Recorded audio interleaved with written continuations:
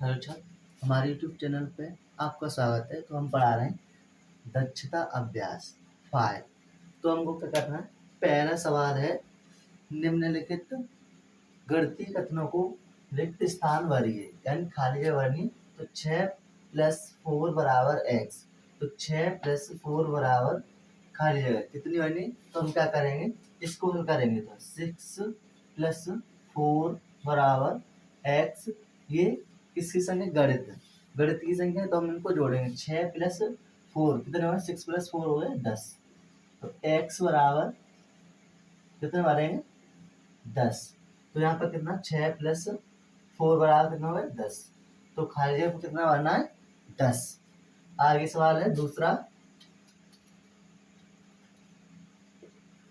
सवाल दिया है 3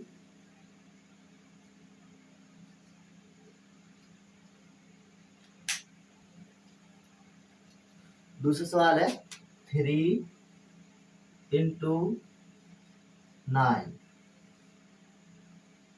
बराबर 22। 3 × 9 बराबर खाली जगह। तो क्या करना, हम इसको हल करेंगे। किसको? इसको। तो 3 × 9 बराबर y। 3 नियम कितने? 27 बराबर y।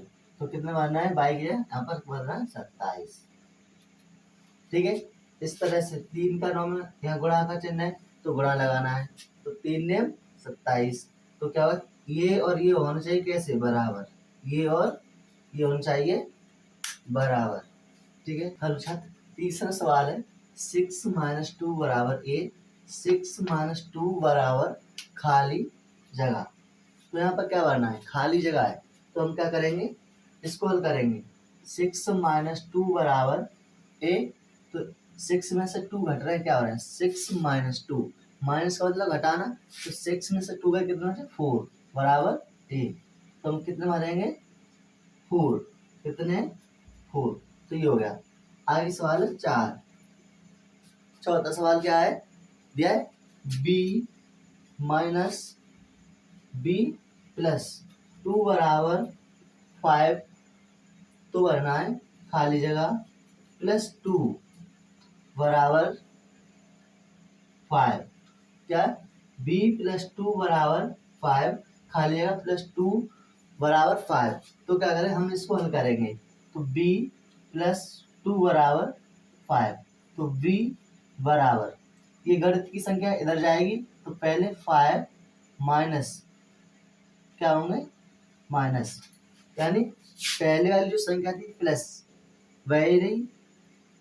अब ये प्लस की संख्या +2 है, तो इधर जाएंगे, बराबर के इधर जाएगी तो हो जाएगी माइनस।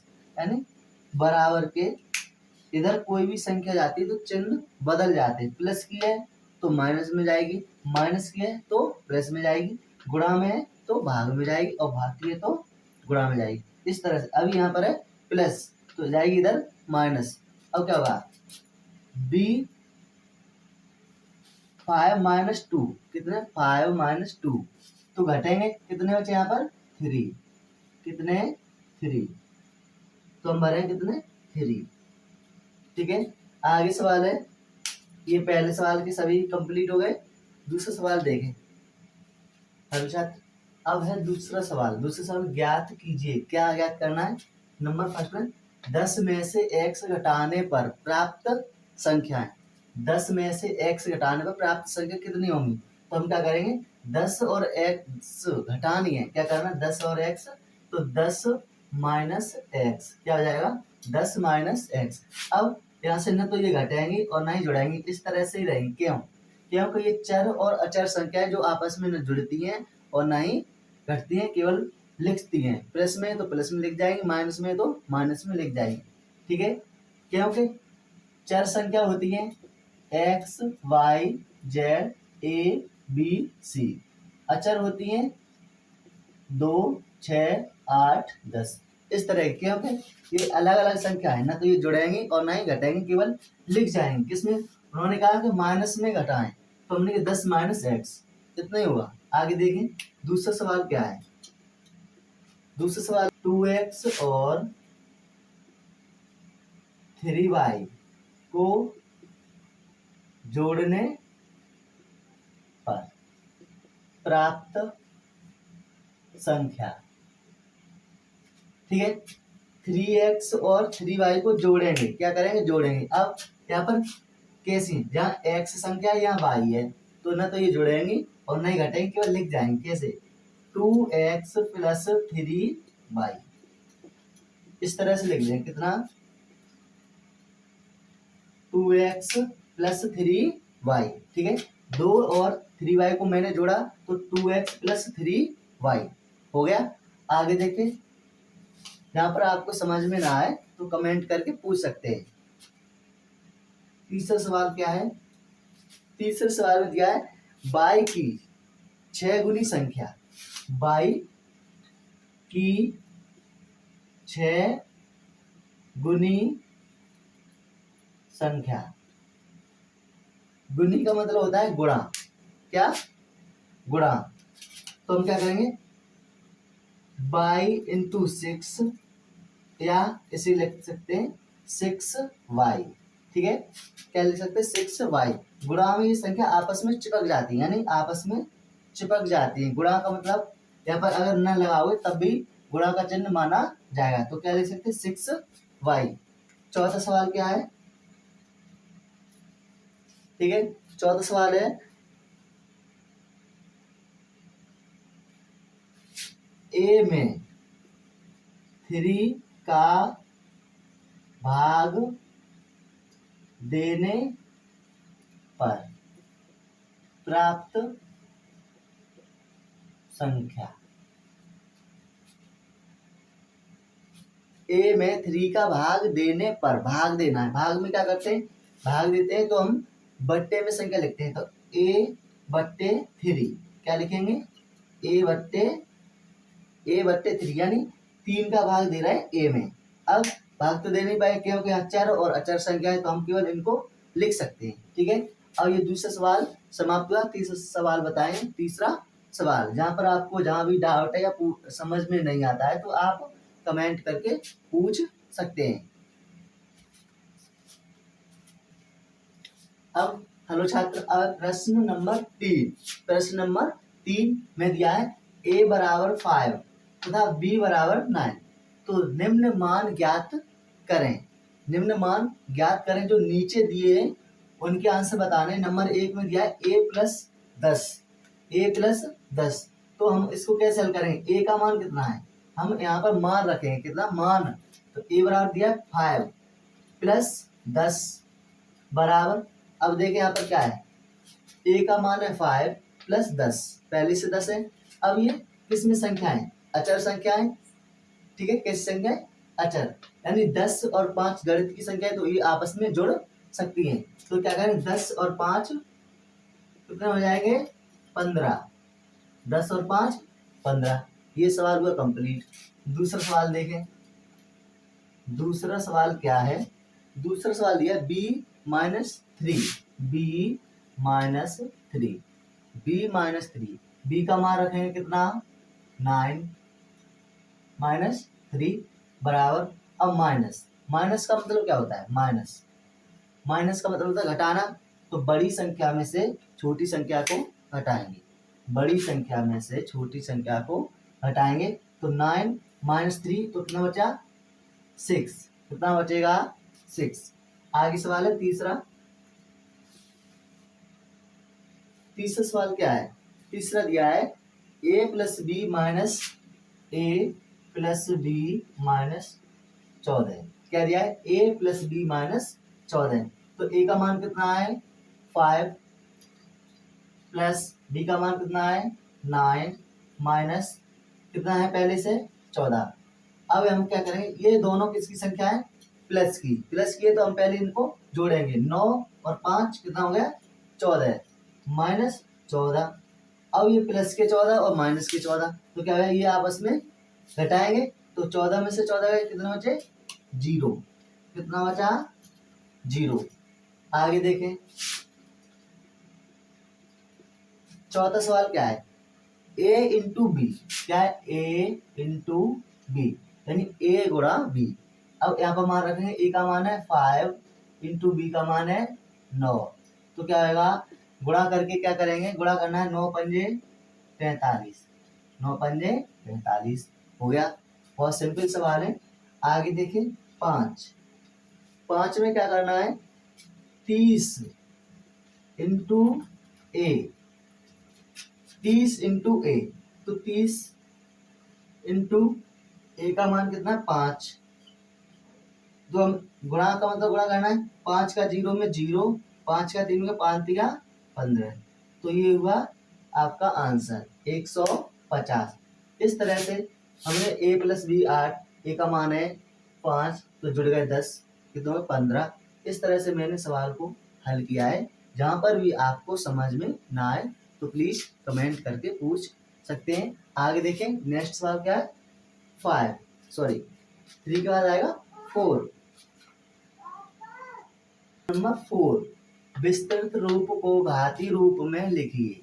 अब हमको गुणा में ये सभी संख्या है, तो इसमें घात के रूप में लिखना है, तो हम कैसे लिखेंगे, यहाँ देखें, जैसे समान संख्या होती है, समान x into x into x, समान संख्या है, तो हम इनको घात के रूप में लिख सकते हैं। गुणा में है तो जैसे जिस किसी भी संख्या पर कोई भी घात न होती है तो हम मानते हैं 1 और इस पर भी 1।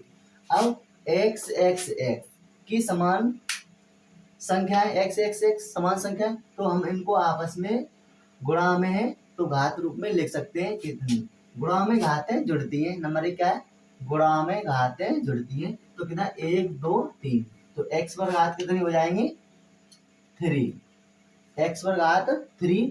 अब देखें y केवल एक ही है, y पर एक घात मानी जाएगी और y केवल एक ही संख्या कम ले सकते हैं, y पर एक की घात किसी पर लिखी नहीं जाती, तो हम इसे लिखेंगे 3x क्यूब बाई, x पर घात 3 बाई। आगे सवाल, दूसरा सवाल क्या है, दूसरा सवाल दिया है q इंटू क्यू।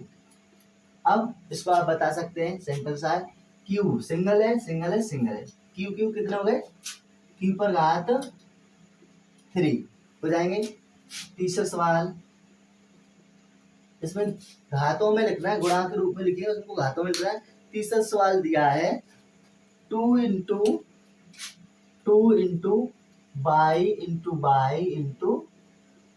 बाई, देख लेना सवाल सही है या नहीं, ठीक है सही है।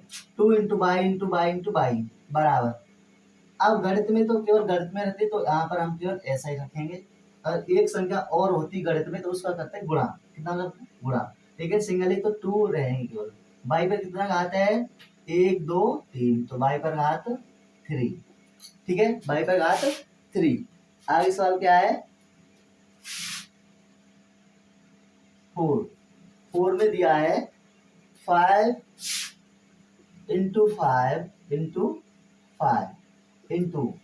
बाई दिया है 3 बार, y इंटू बाई।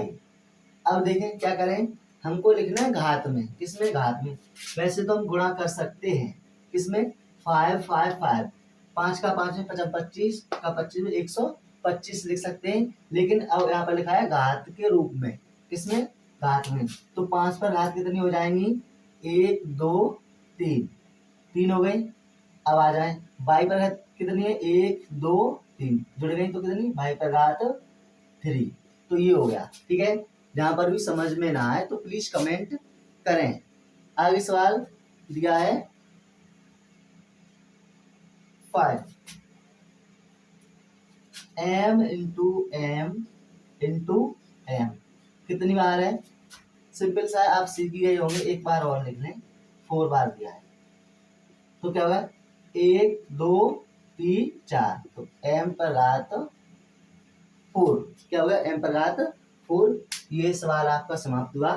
अब हमने क्या लिखा, गुणनफल में है जो भी संख्या उनको घात में लिखा, ठीक है। आगे सवाल, हेलो छात्र, प्रश्न नंबर 5, रिक्त स्थानों की पूर्ति करो।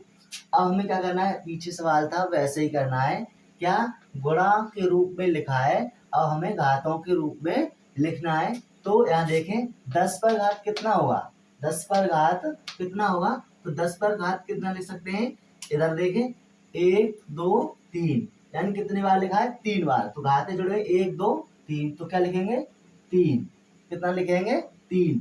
अब आ जाए टी इंटू टी, टी को लिखना है यहाँ पर क्या, टी, घात कितनी है 2, यानी कितनी बार लिखा है 2 बार, तो यहाँ लिखेंगे 2। ठीक है, आगे सवाल देखें दूसरा। दूसरा सवाल दिया है क्या, 4 इंटू 4 बराबर 4 पर घात कितनी होंगी। ठीक है, यानी 4 पर घात कितनी होंगी, तो सीधा सीधा 1 2 3 कितनी होंगी 3। तीसरा सवाल देखें, समझ गए, यानी जो समान संख्या होती है उनकी घातें जुड़ जाती हैं। तो 4 समान है तो जुड़ गई, यहाँ पर 10 इंटू 10 ये समान थे 10 कर जुड़ गई, टी इंटू टी अलग है तो पी और टी समान है तो इनकी जुड़े कितनी हो गई 2। आगे देखें तीसरा सवाल क्या होगा, तीसरा सवाल दिया है 6 into P into P into P into P कितनी बार दिया है, 2 बार पी दिया है, फिर दिया क्यू, कितना क्यू इंटू क्यू और बराबर कितना 6 खाली जगह 3 की घात क्यू पर घात, कितना क्यू पर घात 6, यहाँ पर होगा 2 की घात, कितना होगा 2 की घात।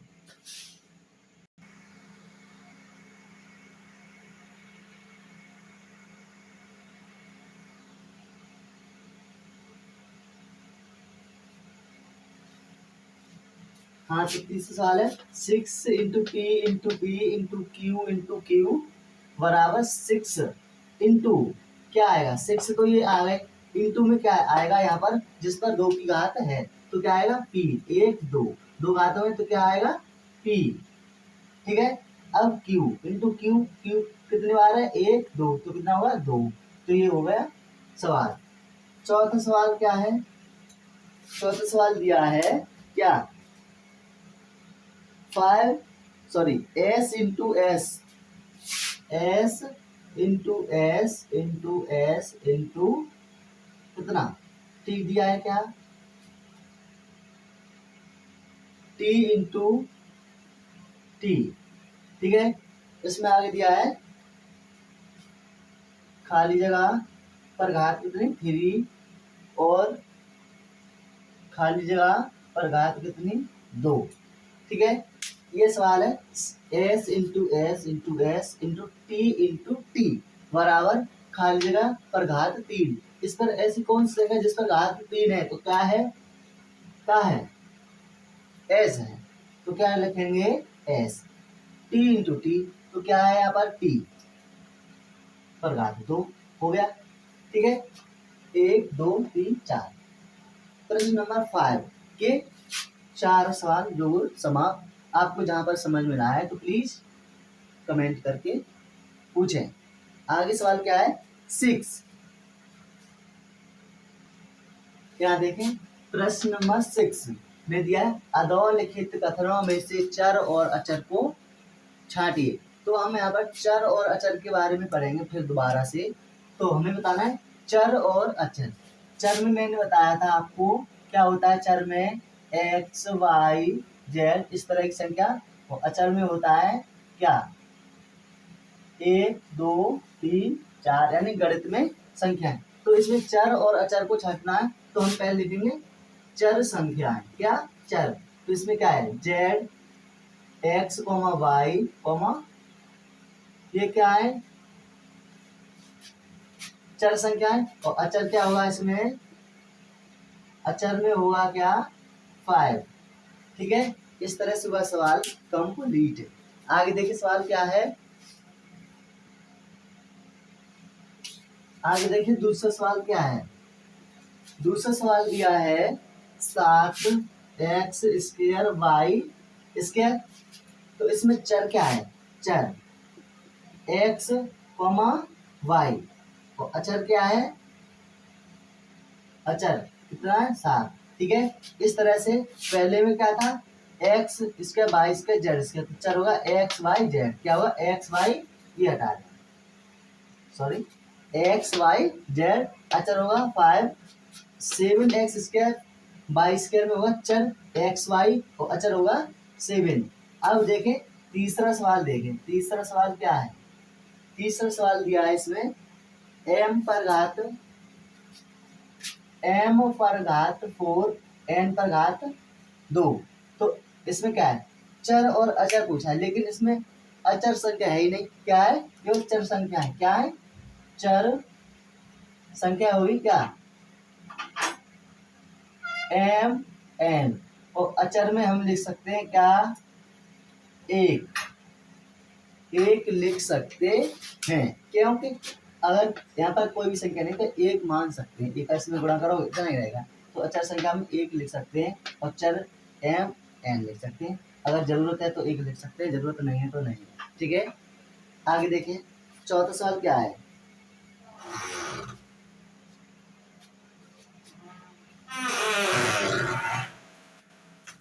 हाँ तो चौथा सवाल देखें क्या है, चौथा सवाल इसमें दिया है ए क्यू 5 ए क्यू बी पर घात 5। अब इसमें बताना है चर और अचर, केवल इसमें फिर दोबारा से क्या है, चर संख्या है चर, तो क्या है ए कॉमा बी, ठीक है। अचर इसमें पूछा हो अचर तो एक लिख सकते हैं अन्यथा नहीं, तो हम चर में लिखेंगे ए और बी, ठीक है। अब हमारी अभ्यास 5 खत्म हुई, ठीक है। जो भी यहाँ पर समझ में ना आया हो तो आप हमें कमेंट करके पूछ सकते हैं, और हमारे चैनल को सब्सक्राइब करें, बेल आइकन को दबाएं।